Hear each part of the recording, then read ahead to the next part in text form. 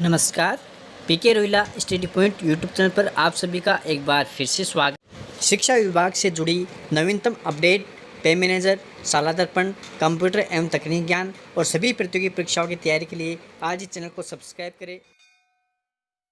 साथियों, एनपीएस वाले जिन कर्मचारियों ने एनपीएस की 25% राशि विड्रॉल कर ली थी, वह 25% राशि वापस जमा करवानी है। हाल ही में राज्य सरकार के द्वारा एक नोटिफिकेशन जारी किया गया है, जिसमें साफ साफ कहा गया है कि जिन कर्मचारियों ने 25% राशि विड्रॉल की है, उन कर्मचारियों को 31 दिसंबर 2022 तक अधिकतम 4 किस्तों में या फिर एक मुश्त जमा करवानी है।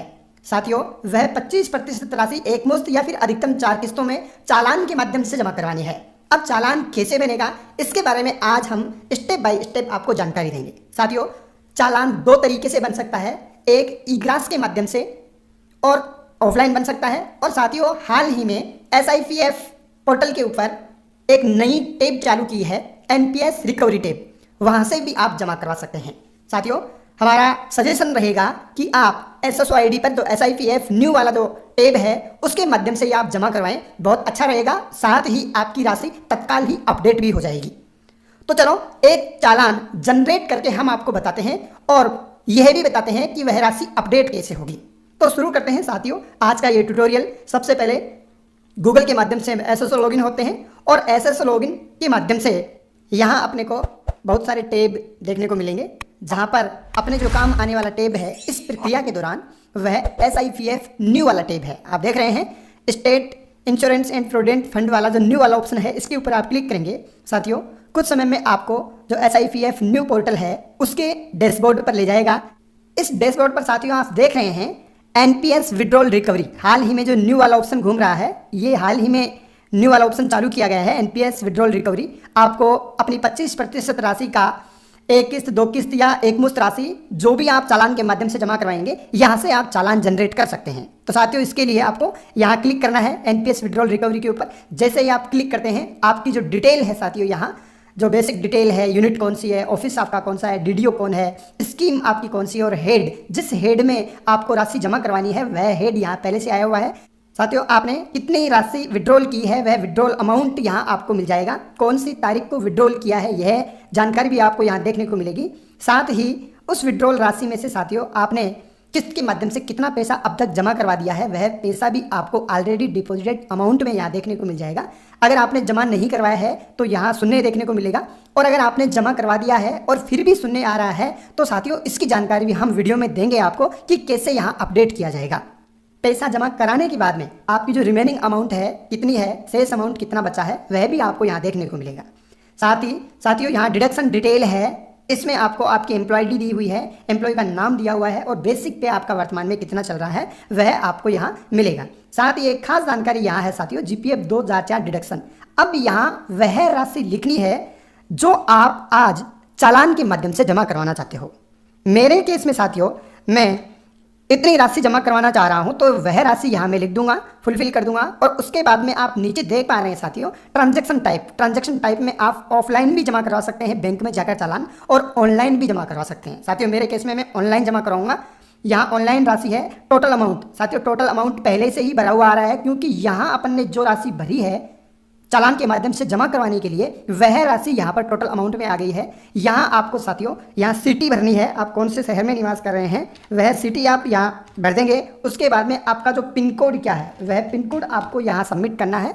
और एनपीएस रिमार्क में साथियों एनपीएस विड्रॉल रिकवरी पहले से ही आ रहा है, इसको आप कुछ भी नहीं करना है। ये संपूर्ण प्रकार की जानकारी भरने के बाद में साथियों आप यहाँ सेव करेंगे। सेव करने से पहले हम आपको साथियों एक जानकारी बताना चाहेंगे। यहाँ नोट में साफ साफ लिखा हुआ है, आप एनपीएस में लिए गए पैसे को 31 दिसंबर 2022 तक एक बार में पूरा अथवा अधिकतम 4 किस्तों में जमा करवा सकते हैं। साथियों चाहो तो आप 31 दिसंबर तक एक बार में पूरी राशि जमा करवा सकते हो, या फिर अधिकतम 4 किस्तों में। 4 किस्तों का मतलब आप 2 किस्तों में भी करवा सकते हैं, 3 में भी करवा सकते हैं और 4 में भी जमा करवा सकते हैं। यह आप अपनी सुविधा के अनुसार जमा करवा देंगे। अब अपन साथियों यहाँ सेव पर क्लिक करते हैं। जैसे ही साथियों यहाँ सेव पर क्लिक करेंगे, आपके पास डाटा सेव सक्सेसफुली का मैसेज आएगा और आपको दूसरी साइट पर अर्थात ई-ग्रास वाली साइट पर फॉरवर्ड कर दिया जाएगा। आप यहाँ ई-ग्रास वाली साइट पर आ जाएंगे। यहाँ आपको कंटिन्यू पर क्लिक करना है। जैसे ही साथियों आप कंटिन्यू पर क्लिक करते हैं ऐसा इंटरफेस आपके सामने ओपन होता है। साथियों यहाँ 2 विकल्प दिए गए हैं। ई बैंकिंग के माध्यम से भी आप यहाँ अपना पैसा जमा करवा सकते हैं और पेमेंट गेटवे अर्थात क्रेडिट कार्ड और डेबिट कार्ड के माध्यम से भी आप अपना पैसा जमा करवा सकते हैं। साथियों अगर आप ई बैंकिंग के माध्यम से जमा करवाएंगे तो आपको कौन सा बैंक सेलेक्ट करना है उस बैंक के माध्यम से आप सेलेक्ट कर लेंगे। अगर आपको पेमेंट गेटवे अर्थात क्रेडिट कार्ड और डेबिट कार्ड के माध्यम से अगर आप जमा करवाना चाहते हैं तो साथियों मैं यहाँ आपको कुछ चार्ज के बारे में बताना चाहूँगा। पीएनबी गेटवे के माध्यम से जमा करवाना चाहते हो आप, पंजाब नेशनल बैंक का जो गेटवे है उसके माध्यम से करवाना चाहते हैं आप, तो नेट बैंकिंग नील लगेगा, 1 भी रुपया नहीं लगेगा। और क्रेडिट कार्ड का 0.90 अर्थात 90% वाला चार्ज प्लस जीएसटी लगेगी और डेबिट के कार्ड के माध्यम से 0.75% प्लस जीएसटी लगेगी। साथियों अगर आप ईपे चार्ज एप्लीकेबल हैं अर्थात ईपे करना चाहते हैं, एसबीआई के नेट बैंकिंग के माध्यम से करवाना चाहते हैं तो नेट बैंकिंग का जो चार्ज है 5 रुपये पर ट्रांजैक्शन लगेगा लगभग, और क्रेडिट कार्ड का वही 0.90% प्लस जीएसटी है और डेबिट कार्ड का 0.75% प्लस जीएसटी है। ये आपके चार्ज लगना है साथियों। अब आप स्वैच्छिक है किसके माध्यम से आप जमा करवाना चाह रहे हैं। मैं मेरे केस में ई बैंकिंग के माध्यम से जमा करूंगा और एसबीआई की जो नेट बैंकिंग फैसिलिटी है उस फैसिलिटी के माध्यम से जमा करवाना चाह रहा हूं, तो यहाँ मुझे प्रोसीड करना है। साथियों आप पेमेंट गेटवे क्रेडिट कार्ड और डेबिट कार्ड दोनों के माध्यम से जमा कर सकते हैं, सेम प्रोसेस है। यहाँ मुझे प्रोसीड करना पड़ेगा। प्रोसीड करता हूँ तो साथियों रिकॉर्ड सेव्ड सक्सेसफुली का मैसेज आएगा, यहाँ मुझे ओके करना है। साथियों जैसे ही मैं ओके करता हूँ मेरा जो चालान है वह जनरेट हो गया है। यहाँ सब प्रकार की जानकारी साथियों यहाँ दी हुई है, मेरी पूरी डिटेल है। यहाँ एनपीएस विड्रॉल रिकवरी लिखा हुआ है, रिमार्क में यहाँ जो राशि में जमा करवाना चाहता हूँ वह राशि दी हुई है, ऑफिस नेम कौन सा है यह दिया हुआ है, टाइप ऑफ पेमेंट दिया हुआ है, डिपार्टमेंट कौन सा है, लोकेशन कौन सी है, ईयर कौन सी डेट है, वह सारी डिटेल यहाँ आप अच्छे से देख लें। जीआरएन नंबर यहाँ जनरेट हो गए हैं साथियों, आप देख रहे हैं, यह भी आपको जानकारी मिल जाएगी। अगर आप इस जानकारी से संतुष्ट हैं, आपको लग रहा है कि बिल्कुल सही है ये जानकारी, तो साथियों यहाँ आपको कंटिन्यू पर क्लिक करना है। जैसे ही आप कंटिन्यू पर क्लिक करते हैं आपको selected period 29/10/2022 to 29/10/2022 please verified the detail you have entered, do you want to continue. जो आपकी तारीख डिटेल है पीरियड है वो यही है, तो आप कंटिन्यू कर सकते हैं। बिल्कुल यहाँ ओके करना है।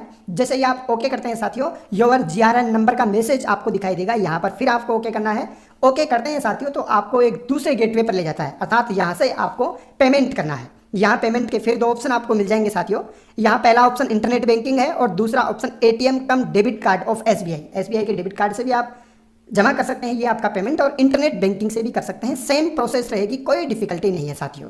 मेरे केस में मैं इंटरनेट बैंकिंग के माध्यम से यहाँ जमा करने वाला हूँ, तो इंटरनेट बैंकिंग को सिलेक्ट करूँगा और सबमिट पर क्लिक करूँगा। साथियों जैसे ही सबमिट पर क्लिक करता हूँ मेरे सामने इंटरनेट बैंकिंग ओपन हो जाती है। जो पर्सनल बैंकिंग है एसबीआई की वह यहाँ मुझे यूजर आईडी और पासवर्ड के माध्यम से लॉगिन होना है।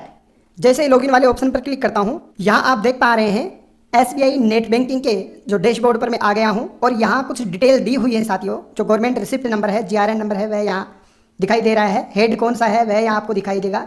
साथियों कुछ और बेसिक डिटेल हैं, यहाँ आप चेक कर लें। उसके बाद में साथियों आपका जो टोटल पेमेंट है उसको आप देख लें और सब प्रकार से संतुष्ट होने के बाद में साथियों आपको यहाँ नीचे स्क्रॉल करके कन्फर्म पर क्लिक करना है। जैसे ही साथियों आप कन्फर्म पर क्लिक करते हैं, dear customer congratulations you are eligible और pre approved online debit card, ये कुछ आपको मैसेज आएगा, यहाँ आपको ओके करना है।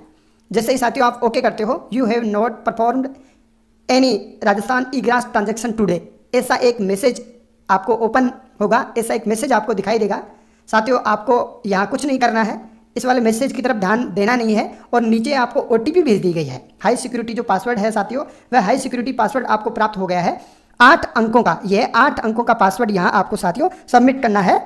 यहाँ सबमिट करने के बाद में साथियों यहाँ कन्फर्म पर क्लिक करना है। जैसे ही आप कन्फर्म पर क्लिक करते हैं साथियों योर पेमेंट वाज सक्सेसफुली का मैसेज आपको आ जाएगा साथियों, अर्थात आपका जो चालान है सक्सेसफुली जनरेट हो गया है, आपका चालान है वह बन गया है। यहाँ से साथियों आप डाउनलोड इन पीडीएफ, यहाँ से आप चालान डाउनलोड भी कर सकते हैं। साथ ही आपको एक मैसेज आएगा साथियों स्टेटस अपडेटेड एज सक्सेसफुली, यह आपको मैसेज आ जाएगा। यहाँ आपको साथियों ओके पर क्लिक करना है। आप देख पा रहे हैं साथियों आपका जो चालान है वह दिखाई दे रहा है, आपकी जीआरएन नंबर है, आपकी राशि कितनी है, आपका जो बैंक रेफरेंस नंबर कौन सा है, बैंक सीआईएन नंबर आपको दिखाई दे रहा है। और साथियों आप देख पा रहे हैं कि स्टेटस है वह सक्सेसफुली है। You will be directed in 1 second, 1 second में आप मेन साइड रिडायरेक्टेड कर दिए जाएंगे साथियों मेरे केस में मैंने जैसे ही चालान डाउनलोड करना चाहा वैसे ही कोई टेक्निकल इश्यू आ गया था और मेरा जो चालान है वह पीडीएफ में डाउनलोड नहीं हो पाया था। मैंने जीआरएन नंबर भी सेव नहीं किए थे। तो ऐसी स्थिति में अगर आपके साथ भी ऐसा कुछ घटित होता है तो साथियों घबराने की कोई आवश्यकता नहीं है। मैंने एसबीआई नेट बैंकिंग से पेमेंट किया है, तो साथियों ऐसी स्थिति में आप दोबारा GRN नंबर प्राप्त कर सकते हैं और आपका जो चालान था वह भी प्राप्त कर सकते हैं। आपको चलना है गूगल पर और गूगल पर चलने के बाद में आपको लिखना है SBI नेट बैंकिंग लॉगिन। यहाँ पर जैसे ही आप आते हैं, यहाँ आपके सामने SBI का जो पर्सनल नेट बैंकिंग का जो लॉगिन है वह ऑप्शन आ जाता है। यहाँ कंटिन्यू टू लॉगिन पर आप क्लिक करते हैं। यूजर आईडी और पासवर्ड तथा कैप्चा भरने के बाद में आप लॉगिन करते हैं। लॉगिन होने के बाद में आपको वन टाइम पासवर्ड भेजा जाता है। आपके रजिस्टर्ड मोबाइल के ऊपर वन टाइम पासवर्ड आपको प्राप्त हो जाएगा। वह वन टाइम पासवर्ड आपको सबमिट करना है, या वन टाइम पासवर्ड भरने के बाद में आपको सबमिट करना है। सबमिट करने के बाद में साथियों ऐसा नेट बैंकिंग का इंटरफेस आपको ओपन होगा। यहाँ साथियों अभी आपने जो चालान बनाया है, जो राशि जमा की है, वह आपको ई टैक्स और ई टैक्स में साथियों आपको यहाँ ऑप्शन मिलता है रीप्रिंट चालान। आपने जो हाल ही में चालान जमा कराया है वह रीप्रिंट चालान के माध्यम से यहाँ आप खोज सकते हैं। यहाँ रीप्रिंट चालान या रिसिप्ट पर आप क्लिक करेंगे। यहाँ जो डेट है, जिस तारीख को आपने बनाया है वह तारीख यहाँ आप सेलेक्ट करेंगे और उसके बाद में गो पर करेंगे। जैसे ही गो पर आते हैं, आपका जो चालान है वह चालान यहाँ आपको दिखाई देगा। यहाँ ब्लू पर आप क्लिक करते हैं तो आपका जो चालान है वह यहाँ ओपन हो जाएगा। यहाँ से साथियों डाउनलोड इन PDF, ये जो चालान है इस PDF में आप यहाँ डाउनलोड कर सकते हैं। और आपके जो GRN नंबर थे जो आपको प्राप्त नहीं हो रहे थे, इस PDF में आपको GRN नंबर आपके प्राप्त हो जाएंगे। इस प्रकार से साथियों आप अपना जो चालान है वह पुनः PDF में डाउनलोड कर सकते हैं। चालान की प्रिंट लेने के बाद में साथियों वापस आपको SIPF पोर्टल पर आना है और SIPF पोर्टल पर आने के बाद में NPS विड्रॉल रिकवरी, साथियों यहाँ पर आप क्लिक करेंगे। यहाँ पर क्लिक करेंगे साथियों तो आपने जो राशि जमा करवाई है उस राशि की detail, NPS withdrawal amount detail, इस अमाउंट डिटेल में हाल ही में आपने जो राशि जमा की है चालान के माध्यम से, वह राशि यहाँ अपडेट नहीं हुई है। तो उस राशि को अपडेट करने के लिए साथियों आपको वापस डैशबोर्ड पर जाना है और डैशबोर्ड पर जाने के बाद में साथियों आप यहाँ गौर से देख पा रहे हैं तो यहाँ आपको ऑप्शन मिल रहा है अपडेट GRN। साथियों यहाँ अपडेट GRN वाला ऑप्शन है, इस ऑप्शन पर आप क्लिक करेंगे। आपके पास ऐसा इंटरफेस ओपन होता है। यहाँ साथियों आप GRN नंबर और आपकी जो अमाउंट है हाल ही में आपने जमा किया है वह भरने के बाद में आप सबमिट करते हैं। तो सबमिट करते हैं तो साथियों ऐसा आपके सामने ऐसा इंटरफेस ओपन होता है। साथियों यहाँ आप देख पा रहे हैं आपके जो बिल नंबर हैं, जो भी है ब्रांच कोड है, ये सब यहाँ आपको भरा हुआ मिलेगा। और आपकी जो राशि है वह आपके GRN नंबर है वह मिलेंगे। यहाँ आपको अपडेट GRN नंबर इस वाले ऑप्शन पर क्लिक करना है। Request has been processed successfully का मैसेज आता है साथियों, यहाँ आपको ओके करना है। जैसे साथियों आप ओके करते हैं, यहाँ ओके हो जाने के बाद में आपको बैक आना है और बैक के बाद में फिर वापस साथियों आप डैशबोर्ड पर आ गए हैं। यहाँ आपको NPS जो विड्रॉल रिकवरी है इस वाले ऑप्शन पर आपको क्लिक करना है। इस वाले ऑप्शन पर साथियों आप क्लिक करते हैं तो आप देख पा रहे हैं NPS विड्रॉल अमाउंट में जो राशि हाल ही में आपने जमा की थी वह राशि यहाँ शो होने लग गई है। इस प्रकार से साथियों आप NPS की जो 25% राशि विड्रॉल का जो रिकवरी का जो चालान है वह सहज प्रक्रिया के माध्यम से बना सकते हैं।